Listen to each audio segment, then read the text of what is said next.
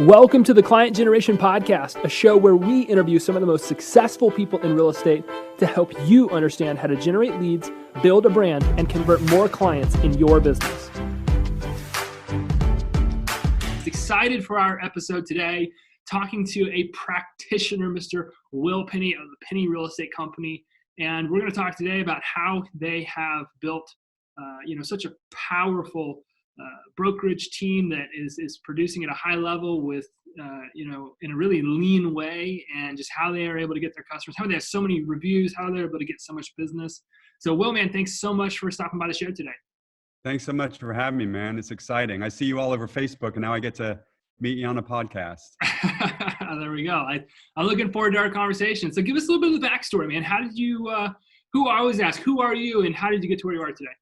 All right. So I've been doing this 32 years. I became a realtor when I was 19, just sort of a whim, and I stuck with it. Started our own real estate company when I was 31. So we're coming up on our 20-year anniversary. Everyone's trying to get us to go, KW, EXP, whatever. And we have a lot of Keller Williams RE/MAX EXP in our area, and we've focused solely on staying independent and being a small independent real estate company. Got a team of 6 plus one new person, so almost 7. And last year we sold just over 250 houses, about $47 million in sales production. We just sell houses. That's awesome. I love it. What are some of the top ways that you all are able to sell? How do you guys get customers? I guess that's the number one question I always ask. The number one question people want to get answered. Like, what are your top 2 or 3 ways that you get business? Right. So I've got two things that changed in my life that got me where I am today. 1997, I went to see a dude named Joe Stumpf. Everyone's heard of Joe. I went to his main event in Cincinnati, Ohio. And up until that point, in 1997, I was with Century 21, and I was 28. I was with Century 21 up until until 2001 when we started our company. And I was selling about 60 homes a year back then. I became a Century 21 Centurion when I was 24. Pretty proud of that. You had to sell 60 houses. I was the youngest one in the state. But I was just grinding. And there was a guy in my office. His name was Hank Thalrose. He sold 380 homes. He was by himself. He was the #1 unit agent in the country at the time, in 1986, actually. I got in 1988. So 1997, I went to a Joe Stumpf by referral only a seminar. It was called his main event, 3 days, and completely changed the way I looked at things. I had all these people. We didn't have technology back then. I had everybody written down or on Top Producer, and I was getting reviews, like have people write me letters, but it was real haphazard. And his whole thing was create a referral-only business by providing excellent service and letting people know in advance that you need referrals, that your business is based on referrals, and that you need them to help you so that you can provide the highest level of service to your clients and you're not spending all your time grinding to find new clients. So I came away from that and I changed everything. I started keeping in touch with my past clients a lot. We didn't have texting back then. So I would call them, I would send them Christmas cards, but I tried to stay in touch once a month if I could. So that really, really helped with my referral and repeat business. Then in 2009, Zillow came around. So at that point, Zillow wasn't much, except we had heard that they were going to try to put us out of business like Priceline did with travel agents. Obviously, that didn't happen. So in 2010, I got a call from a sales rep. Her name was Elizabeth Arnold. She was the second person to change my real estate business. So it was Joe Stumpf, then Elizabeth. Elizabeth got me to spend $300 a month on Zillow. And at that time, I had no reviews, but I'd been buying all of my toner from eBay. And I noticed that reviews and social proof were becoming really important. So she told me you need to have the most reviews in order to get the biggest bang for the buck from your Zillow spend. So I looked up, there was a guy in my area, he had 58 reviews. I called him, said, how do you get them? He wouldn't tell me. So I figured I'm going to get more than you in a short period of time. So at that point, I had, 2010, I'd been in the business for 22 years, right? So I had a big pool of people that had heard from me for a long time. So I went back to all my past people and said, hey, can you review me? We're joining Zillow. So I was able to get up to 100 pretty quickly. And at that point, Zillow's algorithm, they allowed people on the find an agent button I'd show up all over Northeast Ohio. So they've chopped down their areas so they can still sell spots to realtors. But I think that year I had 42 transactions just from Zillow from my reviews. So it was all organic. It wasn't from my spend, just people reaching out because of the reviews. So since then, my entire team, we tell people before we work with them that our reputation is the most important, and we're review dependent, and social proof is incredibly important to us. So we tell them that at the beginning, and then throughout the transaction, we're gauging the relationship, and at the end, we ask them to review us. So it's pretty simple. But to answer your question, where's my business come from? From the changes I made with Joe Stumpf, I get probably 80% of my personal business. I still sell about 75 houses a year out of the 250. Maybe more than that, maybe 80, 90, but somewhere around there. My business is almost exclusively the referral, repeat, or people reaching out to me personally from the Google profile and from my Zillow profile, because we've got 550 reviews on Zillow now, which is like the most in the whole state. It's like top 5 on the East Coast. And I'm really trying to crush it on Google as well. We've got 90 reviews on there. If anyone's listening, get a Google profile, start posting your listings to it, post photos to it. I just posted a photo to Google with my new Penney Real Estate Company North Face jacket on and my Penney Real Estate hat, just a photo. We've had 769 views on it in 2 weeks. So I know people are seeing my Google profile. Why do you feel like the reviews are such a significant part of your success? Because they're almost better than a personal referral. Because if I'm a person looking for a realtor or an accountant or a surgeon, you pick, if one person tells me use them, that might have been a fluke. But if I go on, if I Google who's the best, or if I go on WebMD for a doctor, then I can see what a lot of people are saying. So I think reviews anymore, for young people and old people alike, social proof on the internet is better to me than a personal referral. I mean, when they reach out to me and they've seen my reviews, they're already pre-sold. They're not beating us up on commission, which everyone I'm sure would like to have that happen. Right. And they're already pre-sold. So, I mean, I just have to do my job and communicate well, and that's it.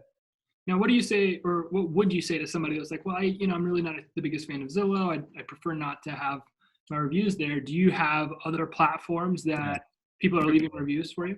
The reason I got a Google profile, Grant, is because I was a paid consultant for a couple of hedge fund companies that sold space.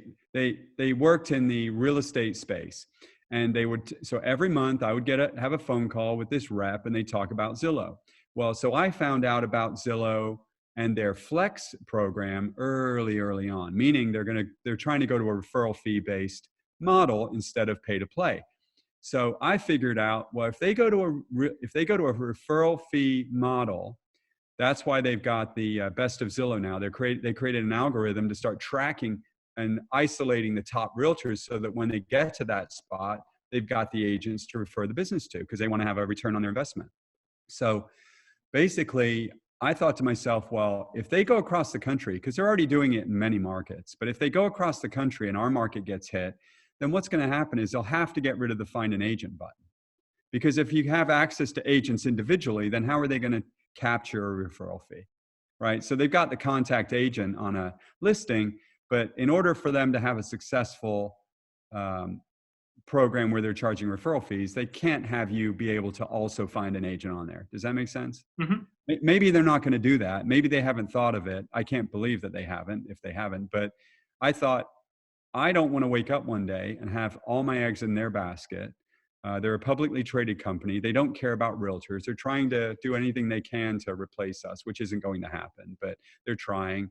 So I think that what I did last summer, not this year, but last year, I hired my nephew to take all of my reviews from Zillow and put them on an HTML platform so that if and when the time comes where Zillow shuts down my profile and they go strictly to houses and a contact agent button, then I think that I'll be in a position where I still have my reviews.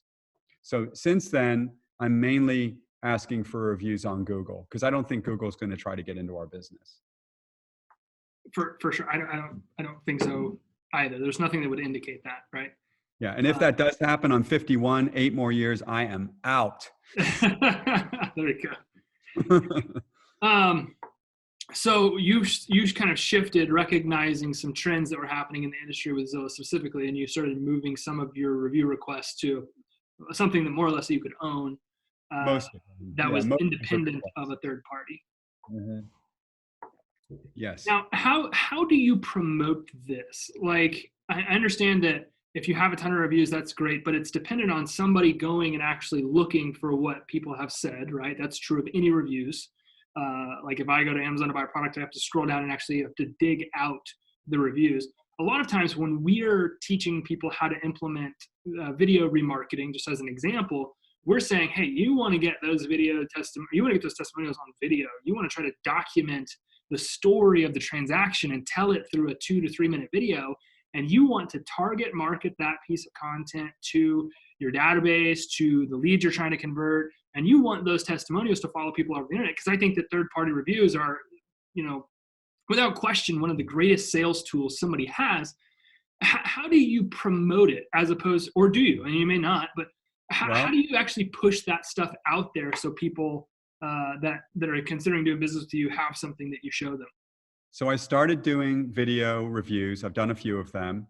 And that word behind you, what does it say on that screen? Yeah. Right. So I signed up for Whitley about 2 weeks ago because I thought to myself, I need to get these video reviews. I don't understand how to retarget. I listened to you on a podcast.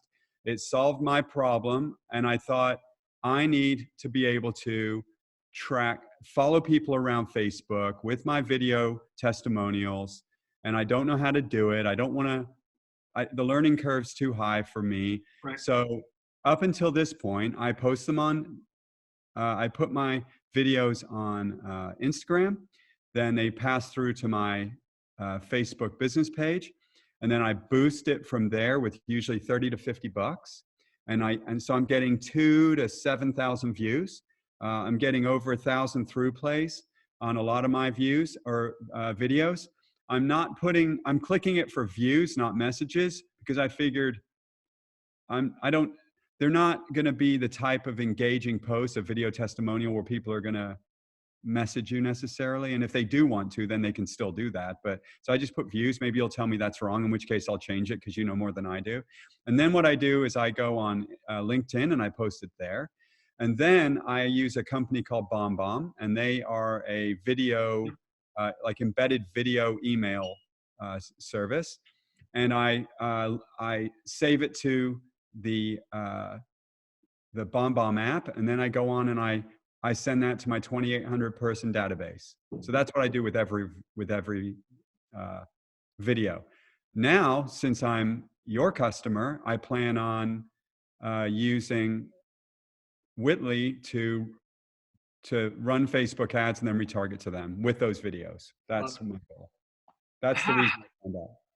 Love it. I love it. I love it. How have you seen that impact, not necessarily Whitley, but just like getting video testimonials? How has that impacted, if it has, some of the engagement or the conversion, or how has that had an impact? It hasn't yet. I've only been doing it, Grant, for 4 or 5 months. Gotcha. This year, so I go, not to get off track, but I go to Florida for 2 months a year. All right. So I'm at a point where I have my team it's such a good machine. They're great people that my wife and I go to Marco Island, Florida, January 1st, and we come back February 28th. So this past year, pre-COVID, I started doing Instagram and Facebook market update videos. Okay. And they were very concrete, rigid, white bat. I mean, I sucked at it. and I still suck, but I'm trying to get better. So I was like yelling into the camera. Like, I mean, it was terrible. If I look back at some of the old ones, I mean, I really sucked. So I started doing those, and I started having Zoom meetings with my team before COVID. And then I just kept up when we had a shutdown in Ohio in March through the end of May, I kept up my weekly market updates. I would do them in, like walking down my driveway. I was trying to add some life into it. I went on one where I went for a run and I did my market update, that kind of stuff. But I'm not getting a whole lot of traffic from that. But I know over time, if you add that to I've got hundreds and hundreds of core advocates and cheerleaders since I've been in it so long, and no one ever forgets about me. I'm staying in touch with my database once to twice a week. Plus, on top of it, we have a snail mail newsletter, which is great. It's got a trivia question, all that. We have client events. Couldn't have one this year. Last year, we had one at a microbrew. We had 173 people show up. Pretty legit. Packed the place. This year, we couldn't do anything, so we hired a pie company, and we sent out a note in our newsletter you could order a free pie for Thanksgiving, and you had three flavor choices, and you could come to our parking lot the Saturday before Thanksgiving, and you could pick up your pie, no contact. And then we have a moving truck with it, and it's wrapped, and it's really sweet, that we lend to our clients. So they'd have to see they got to see our moving truck. So we gave away about 200 pies. Everyone had to call, and they actually drove to our office for a $6 pie, which blew me away. I would never do that, but they did. And our clients are fabulous, and we were very, very fortunate. But I guess the key in all of this, because I'm a very direct person, so I'm not like lovable. I stay in touch with my clients every week. Last Wednesday, I just said a simple text. Hope you and your family have a wonderful Thanksgiving. I texted that through my phone to 150 to 200 past clients, and then just bantered back and forth with them 2 or 3 texts, when they responded, and that was it. So I do stuff like that still year round. Awesome. I love it. What I love about a lot of what you're saying is that you're continuing to evolve the way that you do things based on what's kind of happening and what the trends are and what's good. And you're kind of figuring these things out for yourself. And, with a lot of your video content, maybe you're not directly seeing somebody say, well, I saw that video and that's the reason I'm doing business with you, but you're giving people what we like to call an experience to have, where they have a place where they can go read all your stories, they can go listen to all your stories. And that third-party validation, when somebody hears a story about a client experience and they get to hear that directly from them even, it's magic for the sales process. Because like you said a little bit earlier, when people come to you, they're ready to do business. You're not negotiating your commission. You're not having to worry about any of those other things. You're putting all of your kind of chips on the table, so to speak, of the experience that you've created for other people, and you're letting that do a lot of your selling for you. And I think that, just at least in my opinion, is a huge reason why you're so successful year in and year out with so much referral and repeat business. And so I commend you for a lot of the work that you've done there. Man, I really appreciate you jumping on the podcast and talking with me for a few minutes. What would be the number one way, if somebody had a question, they're like, well, I got to ask Will this question from the podcast. What would be the number one way that somebody could connect with you? They can email me. It's Will, WILL, at Penney Real Estate, and it's P as in Paul, ENNEY, realestate.com. Will at pennyrealestate.com. And there's an EY in there like JC. Love it. We'll make sure that we link that up in the show notes. So if anybody's listening to this, you want to reach out and ask Will a question, maybe about how he gets his reviews, if he's willing to share that, or where all he puts them. I share everything. I don't mind. I was telling you before this, I got a call 2 days ago from a podcast I was on from a young agent in Arizona. And he was asking me about, my Google profile, and I use HomeSnap to optimize it. By the way, that's a great resource, HomeSnap. That for $500 a year, they'll post all your listings. It's really good. And then I post a bunch of photos on there. But in the process of that, as I mentioned, he said he set up a private Facebook group. So now he's got all of his fans from his business page in there, and they see his stuff every day. So I learned from him. So I'm very transparent and helpful. So anyone can reach out to me, and I'll do everything I can. I don't have a dog in the race. I have a local market here. I'm not looking to grow outside of this area, so I'll help any way I can. I love it, man. I appreciate it. Appreciate you coming on here and contributing for all of our audience. It's definitely appreciated. And I know I echo their sentiments if they're listening to this right now. So thanks again, brother. I appreciate it. Thank you for listening to this episode of the Client Generation Podcast. Please make sure that you rate and review this episode so that we can continue to bring you more incredible guests to help you grow your business. Thanks, and have an amazing day.